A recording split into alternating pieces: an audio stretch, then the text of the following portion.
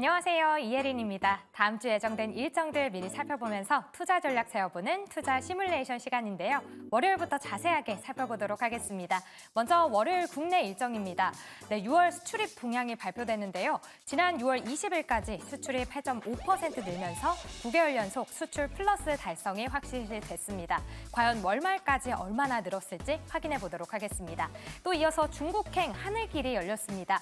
대한항공에서 중국과 일본 노선에 주 7회 운항을 시작했는데요. 과연 대한항공 주가도 날아오를 수 있을지 함께 지켜보시죠. 이어서 신한 글로벌 액티브 리츠가 신규 상장됩니다. 코스피에 상장되는데요. 국내 처음으로 글로벌 부동산 펀드에만 투자하는 방식이라고 합니다. 공모가는 3,000원이니까요. 참고해 보시죠.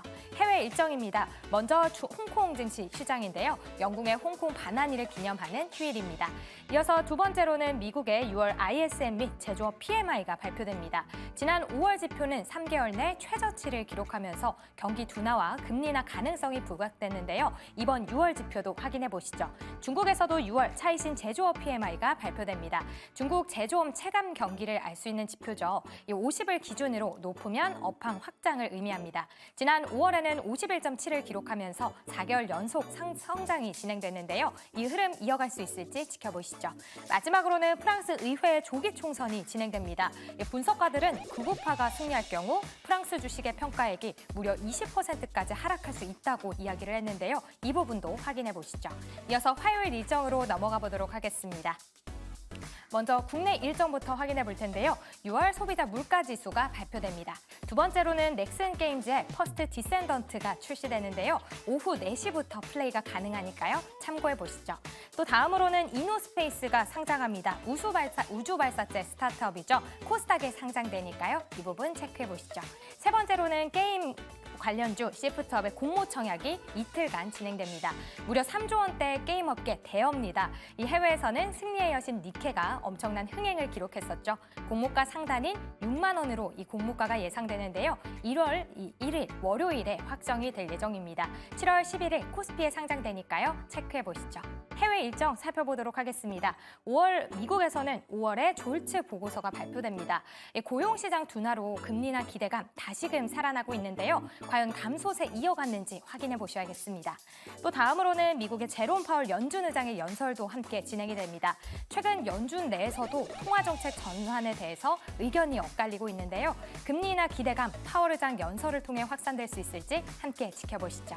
이어서 수요일 일정으로 넘어가 보도록 하겠습니다.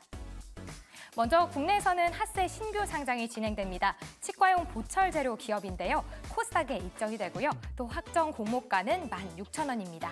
두 번째로는 세포 유전자 치료제 관련주 엑셀 세라퓨틱스가 공모 청약이 이틀간 진행이 됩니다. 희망 공모가는 6,200원에서 7,700원으로 대신증권이 주관을 하는데요. 아직 상장일은 미정입니다. 해외 일정 살펴보도록 할게요. 먼저 미국에서 6월 FOMC 의사록이 공개가 됩니다. 우리 시간으로는 목요일 새벽에 진행될 예정인데요. 금리 인하 시기에 힌트 얻을 수 있을지 주목해 보셔야겠습니다. 만약 인하 기대가 상승한다면 국채금리와 강달러 기조도 진정될 수 있겠죠. 이 부분 체크해 보시죠. 두 번째로는 미국의 신규 실업수당 청구 건수가 발표됩니다. 기존에는 목요일에 발표가 됐었는데 목요일 미증시 휴장으로 하루 일찍 발표가 됩니다. 마지막으로는 중국의 6월 차이신 서비스업 지수가 발표가 됩니다. PMI가 발표되는데요. 5월 발표에선 전월치와 전망치 모두 상회하는 수치를 발표했으니까요. 6월 동향도 체크해 보시죠. 또 미증시는 독립기념일을 앞두고 한국 시간으로 새벽 2시 조기 폐장할 예정입니다. 이 부분 참고하시죠. 목요일 일정 살펴보도록 하겠습니다. 먼저 국내 일정에서는요. 부천 국제 판타스틱 영화제가 개최되는데요. 이 영화제까지도 14일까지 진행이 되는데 AI가 또 한몫을 했습니다. 올해부터 AI로 제작한 영화들만의 국제 경쟁 부문이 신설됐다고 하는데요. 참고해 보시고요. 해외 일정에서는 미증시 휴장입니다. 또 유럽연합에서 중국 전기차에 대한 관세 부과를 시행한다고 하죠. 중국의 보복 예고가 통한 걸까요? 관세율을 소폭 낮추기로 최종 결정했는데요. 이 부분 일정 체크해 보시죠. 또 영국 조기 총선이 발표가 됩니다.